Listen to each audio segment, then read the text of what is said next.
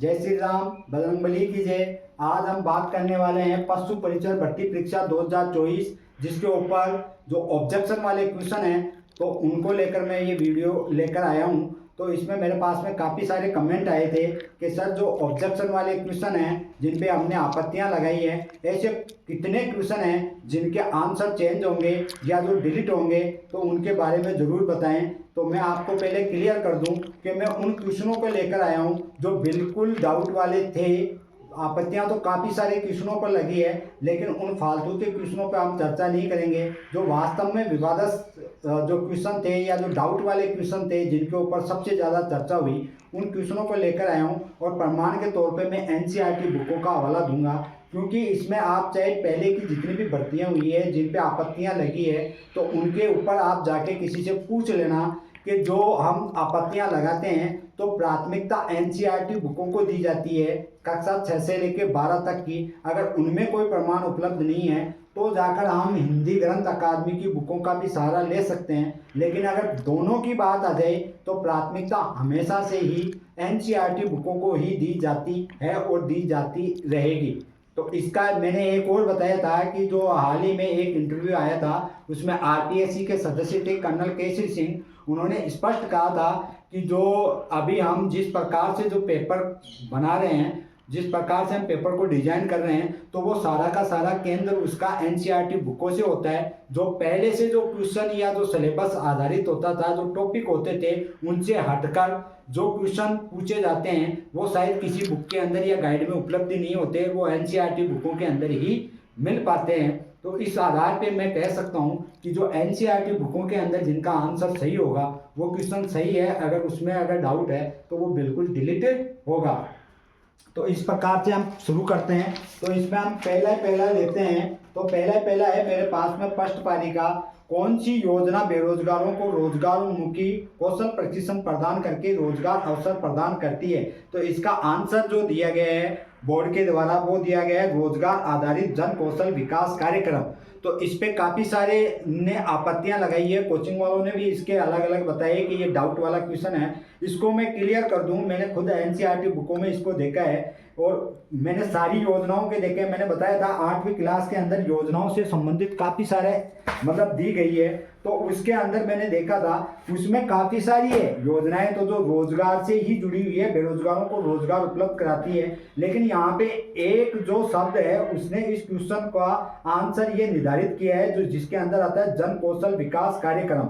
तो ये दे रखा है रोजगारोन्मुखी कौशल।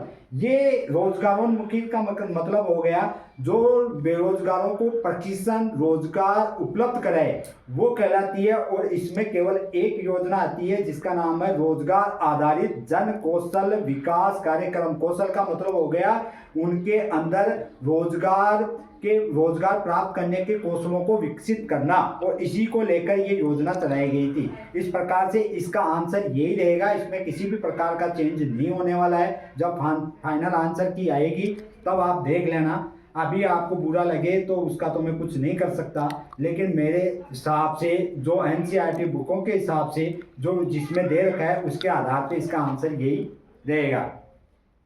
अब इसके अलावा कोई पूछ रहे थे कि इसमें तो काफ़ी सारी योजनाएं हैं, मेरे को भी पता है काफ़ी सारी योजनाएं हैं, जिसके अंदर अगर हम महात्मा गांधी जो रोजगार गारंटी योजना देखें वो भी इसी से जुड़ी है। लेकिन जो कौशल की बात की जाती है ना, तो इसके अंदर यही आता है जन कौशल विकास कार्यक्रम जो रोजगारोन्मुखी यानी कि कौशल प्रदान करता है।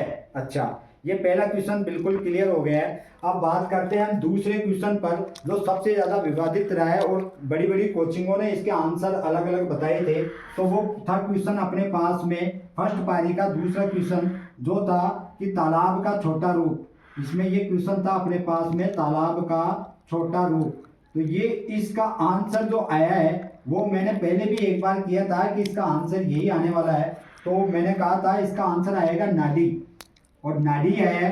अब कईयों ने ऑब्जेक्शन लगाया, कोचिंग वालों ने भी लगाया है, तो उसमें वो बता रहे हैं कि इसका आंसर होना चाहिए वो होना चाहिए खड़ीर। तो मैं आपको बता दूं कि तालाब एक प्राचीन व्यवस्था है, यानी कि हमारे से पहले प्राचीन काल से ही ये व्यवस्था उपलब्ध है, जो प्राकृतिक रूप से भी होती थी और कृत्रिम रूप से बाद में इसको बनाया गया। लेकिन ये प्राकृतिक रूप से भी थे, लेकिन ये खड़ीन ऐसी व्यवस्था है जो प्राकृतिक रूप से नहीं थी, ये प्राचीन काल से भी नहीं थी, ये मध्यकालीन व्यवस्था है जिसमें हमने बात की थी कि जो पालीवाल ब्राह्मण हैं उनके द्वारा इसको विकसित किया गया था और वो केवल कृषि के लिए किया गया था, जबकि तालाब और नाली दोनों ही परंपरागत रूप से उपलब्ध है और दोनों को ही कृषि, पेयजल और पशुओं के पानी के लिए इसको इस्तेमाल किया जाता है। इस प्रकार से ये दिखती भी इससे छोटी है, यानी कि तालाब का छोटा रूप नाली होता है, अगर तालाब का बड़ा रूप पूछा जाए तो वो झील हो सकता है। अगर कभी आंसर आ जाए तालाब का बड़ा रूप तो वो झील कहलाता है, ये भी ध्यान रखना।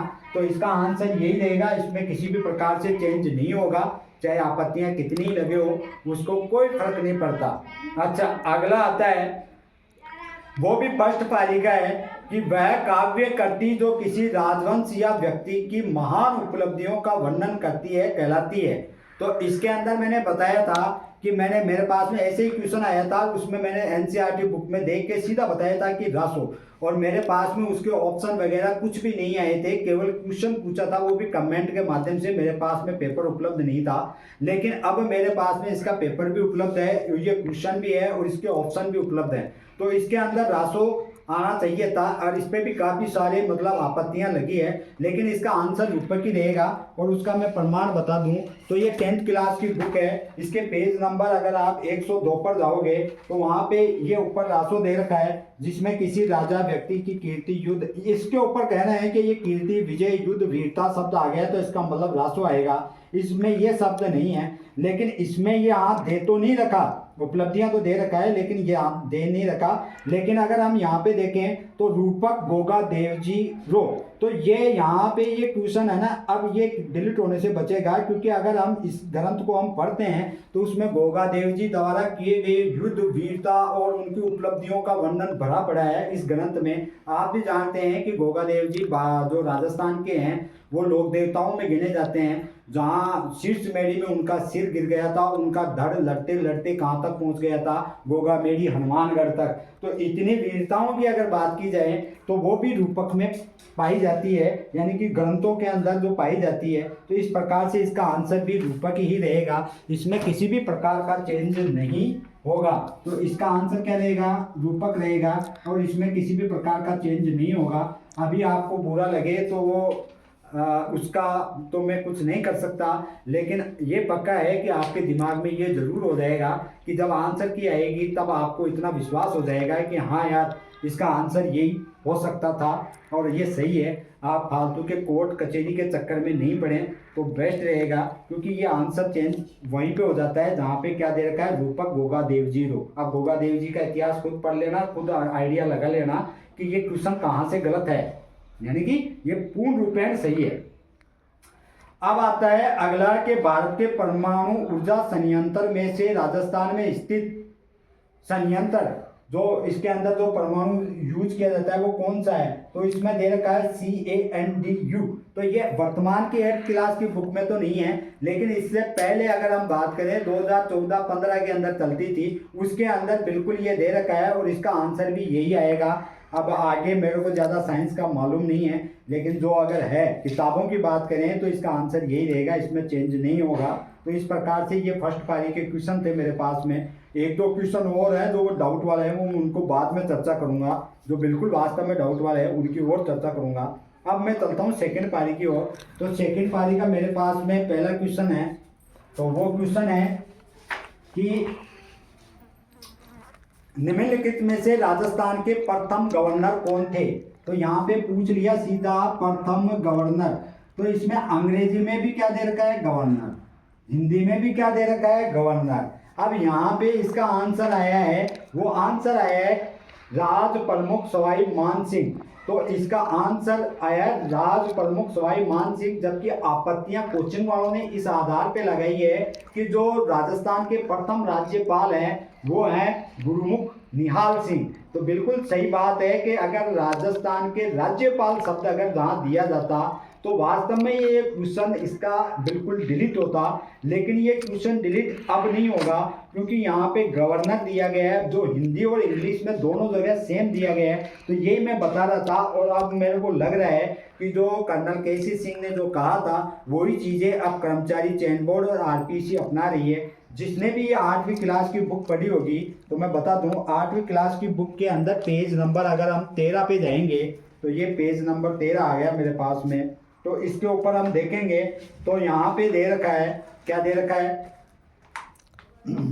तो पेज नंबर 13 के ऊपर हम जाएंगे तो यहाँ पे दे रखा है, देखो वृहद राजस्थान 30 मार्च 1949 को इसका वो हुआ, और राजस्थान का स्थापना दिवस माना गया है 30 मार्च को मनाया जाता है। और जयपुर के महाराजा मान सिंह द्वितीय राज प्रमुख व हीरालाल शास्त्री प्रधानमंत्री तथा महाराणा भूपाल सिंह महाराजा प्रमुख नियुक्त किए गए। तो यहाँ पे राज प्रमुख का मतलब होता है गवर्नर, ये भी आप ध्यान रखना, राज प्रमुख का मतलब होता है गवर्नर। और ये इस आधार पे सही रहेगा क्योंकि यहाँ पे अगर राज्यपाल दे देते तो बिल्कुल ये 100% गुरुमुख निहाल सिंह होते, लेकिन वो राज प्रमुख थे और इनके हस्ताक्षर बिल्कुल कई योजनाओं, कई कार्यों के अंदर इनके द्वारा किया गया। एकीकरण के अंदर जो सुनेल टप्पा वो क्षेत्र मिलाए गए थे तो इनके ही हस्ताक्षर हुए थे जिसपे सहमति बनी थी। भारत सरकार और राजस्थान सरकार के बीच में जो सहमति बनी थी उसके अंदर इनके ही हस्ताक्षर थे, किसके, महाराजा मान सिंह द्वितीय के। तो इस प्रकार से ये इनके पास में वो अथॉरिटी थी, ये एक राज्य के गवर्नर की अथॉरिटी होती है, वो पूरी की पूरी अथॉरिटी इनके पास में थी। इस प्रकार से ये क्वेश्चन किसी भी प्रकार से डिलीट नहीं होगा।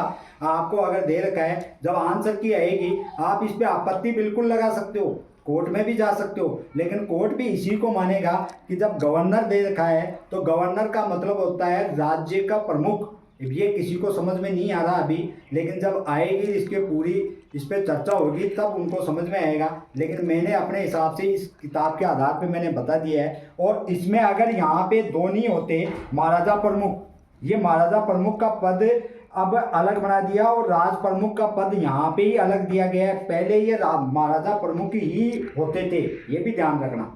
तो इस प्रकार से इस क्वेश्चन पे भी कोई चांस नहीं है कि ये डिलीट हो, लेकिन ये विवादित क्वेश्चन रहा है जिसमें कोचिंग वालों ने बिल्कुल इसके ऊपर ये कहा है कि ये डिलीट होगा। मेरे हिसाब से ये डिलीट नहीं होने वाला। अब आता है 56 का मैदान, इसमें काफ़ी सारों ने आपत्तियां लगाई है, मेरे एक दो जानकार हैं उन्होंने भी लगाई है, तो मैं इसका क्लियर कर दूं कि ये तो हर बुक में मिलेगा। वैसे ये कक्षा 6 की जो बुक है उसके अंदर मिल जाएगा और वहाँ पे स्पष्ट तौर से दे रखा है। अब मैं आपको बता ही दूँ, कक्षा 6 की बुक ये रही मेरे पास में, और इसके पेज नंबर अगर हम जाएं 29 के ऊपर, तो 29 पेज नंबर पे जब हम जाएंगे तो यहाँ पे एक राजस्थान का मानचित्र आता है, ये राजस्थान का मानचित्र। अब यहाँ पे देखो ये बीच वाला, ये थार का मरुस्थल इधर वाला, ये आ गया बीच में, ये दिख रहा है आपको, ये इधर ये हरा हरा कलर में, ये देखो ये अरावली पर्वतीय प्रदेश, ये मरुस्थलीय प्रदेश, ये अरावली पर्वतीय प्रदेश, और ये आ गया राजस्थान का मैदानी क्षेत्र और ये पठार। तो यहाँ पे देखो, यहाँ पे सीधा दे रखा है माही का मैदान, यानी कि माही नदी के द्वारा जो 56 नदी नालों का समूह कहलाता है उसी को क्या कहते हैं हम, 56 का मैदान। और ये किस में दर्शा रखा है, ये देखो यहाँ पे मैदानी क्षेत्र में।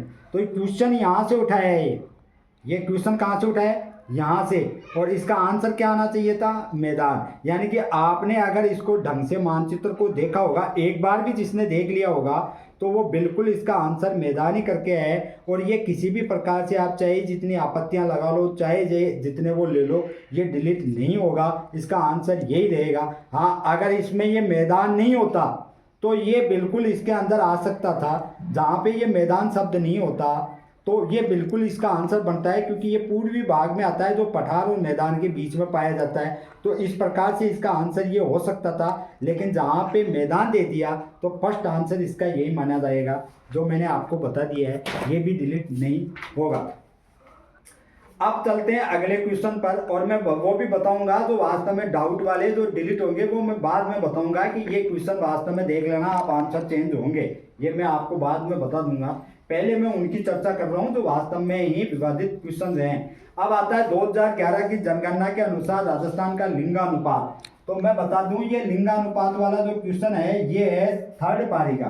कौन सी पारी का, 3rd पारी का क्वेश्चन है, और इसके अंदर दे रखा है कि जो लिंगानुपात पूछा गया है, क्या पूछा गया है, लिंगानुपात। और ये हम अगर 6 से लेकर 12 तक की बुकें देखें उनमें सब में 928 दे रखा है। कितना दे रखा है 928।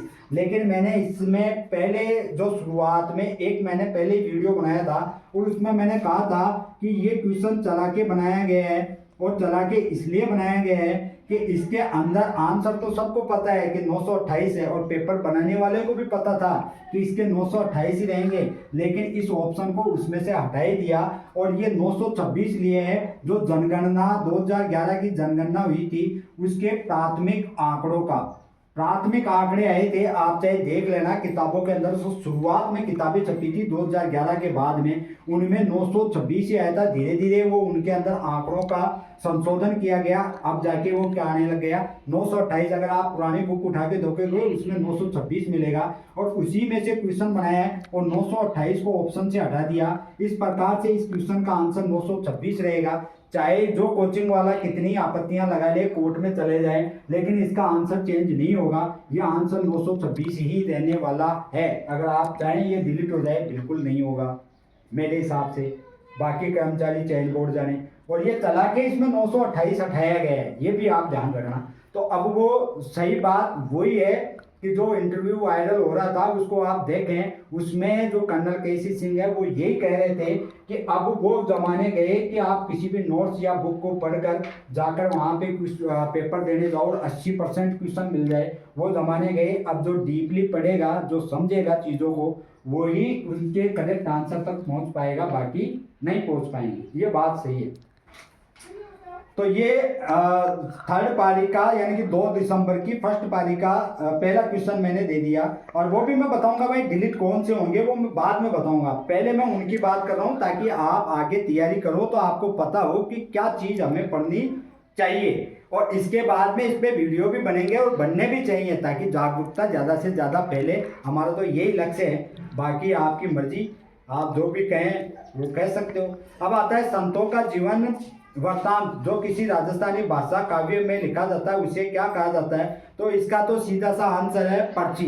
अब इसमें पर्ची है और पर्ची रहेगा जो आप जाओगे 10th क्लास की बुक में जो राजस्थान अध्ययन की है उसके पेज नंबर 101 पर अगर जाकर देखोगे तो वहाँ पे बिल्कुल दे रखा है कि इसका आंसर क्या आना चाहिए, पर्ची। अब मैं आपको वो बुक ही दिखा देता हूँ। तो ये रही मेरे पास में बुक, और इसके मैं 101 पेज नंबर पे गया, ये गया तो यहाँ पे आ रहा है। तो देखो ये रहा पर्ची, जिसमें संत महात्माओं के जीवन परिचय राजस्थानी भाषा में बद रचना में मिलता है, उसे पर्ची कहा जाता है। जैसे संत नामदेव री पर्ची, कबीर री पर्ची, संत रैदास री पर्ची, संत पीपा री पर्ची, संत दादू री पर्ची, मीराबाई री पर्ची आदि।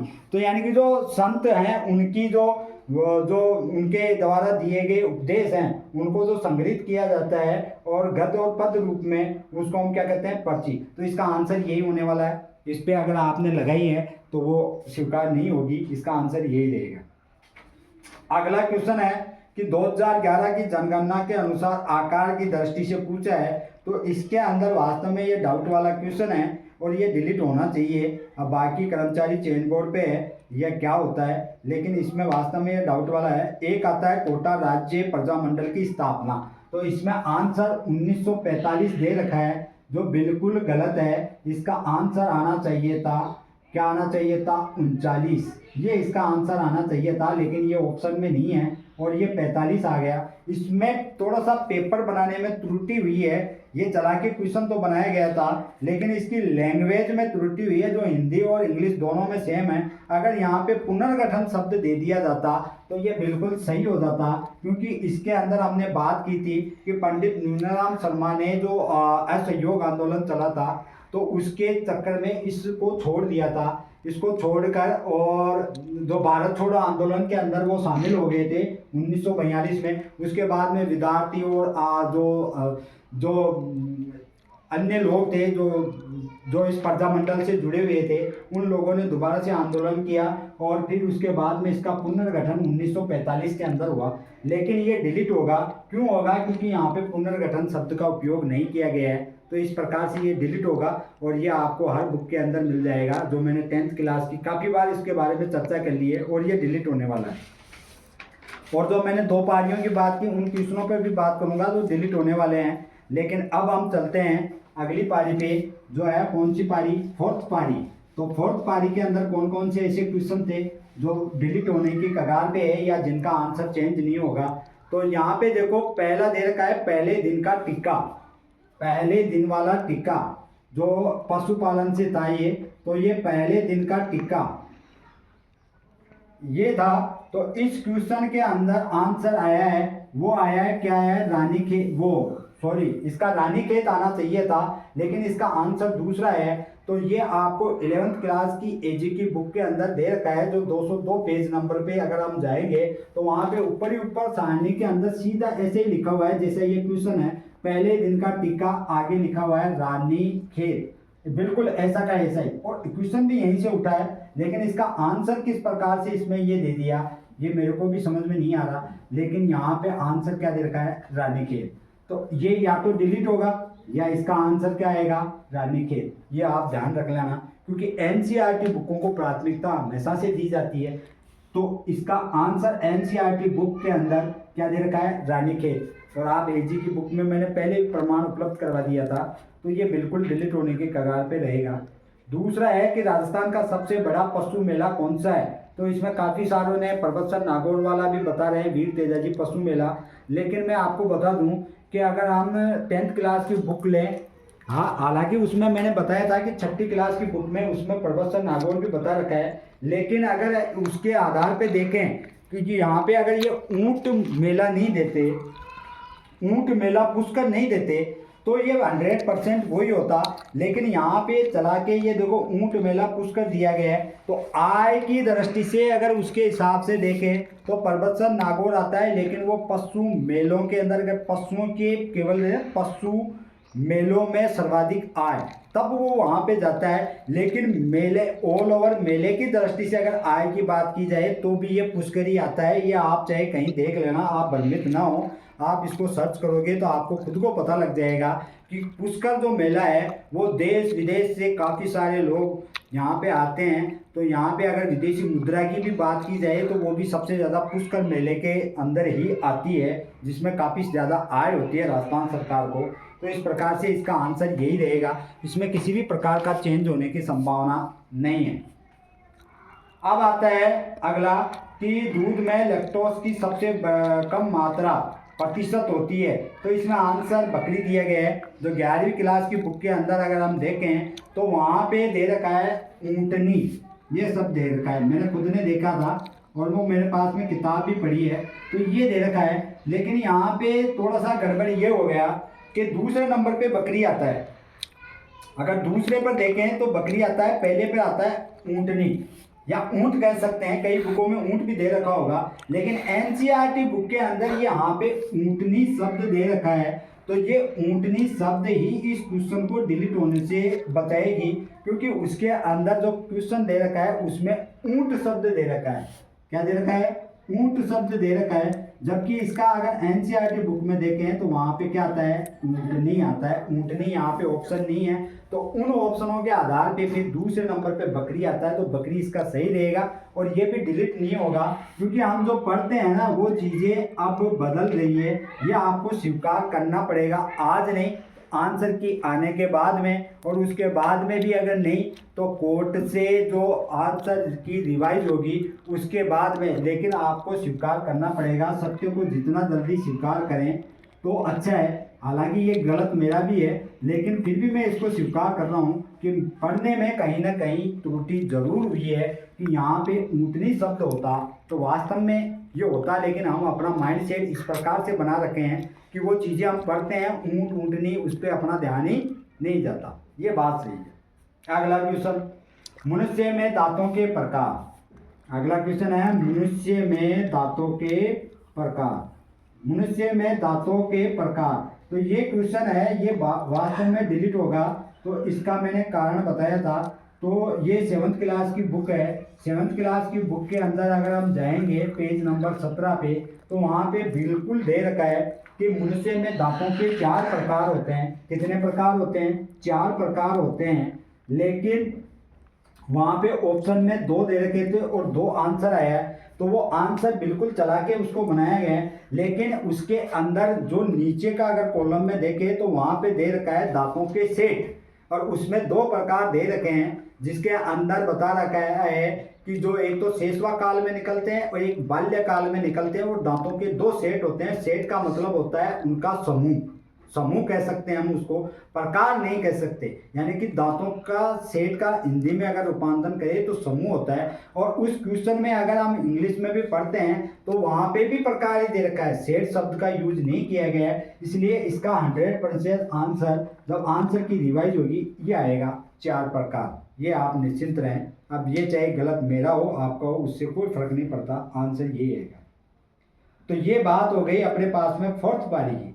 अब आज के लिए मैं इतना ही बनाऊंगा, बाकी मैं फर्स्ट पारी, सेकंड पारी, थर्ड पारी, फोर्थ पारी के वो क्वेश्चन भी बताऊंगा जो वास्तव में डिलीट हो गए। जैसे मैंने ये पहला क्वेश्चन बता दिया कि इसका आंसर ये चेंज होके 4 आएगा। इसके पहले मैंने कोटा वाला का बता दिया कि वो 100% डिलीट होगा। इसी प्रकार से फर्स्ट पारी, सेकंड पारी के और भी क्वेश्चन है जो डिलीट होने वाले हैं। अभी तो मैं उन क्वेश्चनों का आंसर बता रहा हूँ जो कोचिंग वाले अब तक दावा कर रहे हैं कि इनके आंसर गलत हैं। ये बोर्ड ने गलत मान लिया, बोर्ड ने गलत नहीं माना, हमारे दिमाग ने उसको गलत मान लिया।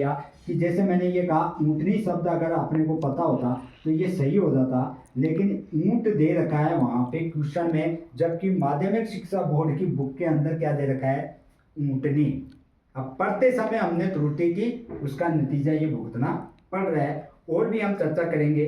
तो इसकी ऊपर चर्चा करने का फायदा ये है कि कट ऑफ में तो क्या है, मैंने 1-2 नंबर कम बता दिया, आप खुश हो गए, फिर ज़्यादा बता। इसका फायदा ये है कि माध्यमिक शिक्षा बोर्ड की बुकों से कैसे क्वेश्चन बनते हैं आप जब देखोगे तो आपकी पढ़ने में रुचि बढ़ेगी। जब आप उस टॉपिक पे जाओगे तो आपका ध्यान वहाँ जाएगा, तो उसके आसपास की सारी चीज़ें आप क्लियर करके निकलोगे। इससे आपका भविष्य में काफ़ी ज़्यादा फायदा होगा और आपकी तैयारी भी ज़बरदस्त होगी। तो ये वीडियो इसलिए बनाए, और व्यूज़ का तो अपने को कोई मतलब ही नहीं है। कोई देखे ना देखे, लाइक करें, सब्सक्राइब करें, नहीं करें, अपने को कुछ नहीं है। निस्वार्थ सेवा है।